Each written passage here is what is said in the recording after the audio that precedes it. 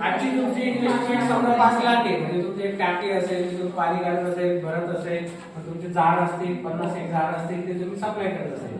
आता त्या माध्यमातून तुम्हाला वाढवायचं आहे डिस्टरी मध्ये. डिस्टरी करायची असेल तर समजा त्याला काय लागतं, एक पडेट एक छोटं एक लागतं. मग ते त्याचं जे रॉ मटेरियल आहे, कच्चा माल आहे, तो जास्तीत जास्त कुठे भेटतो, गुजरात वगैरे त्या साईडला तो कच्चा माल भेटतो. परंतु आता तुम्हाला काय करायचं की 2 टप्पे एकदम हार्ड आहे. एक तर तुम्हाला ते रॉ मटेरियल कुठून आणायचं, त्याला काय रेट आहे, तू कुठून आणणार आहे, हा एक भाग तुम्हाला बघायचा आहे. तर तुमच्यामध्ये आता प्रॅक्टिस वाढला पाहिजे.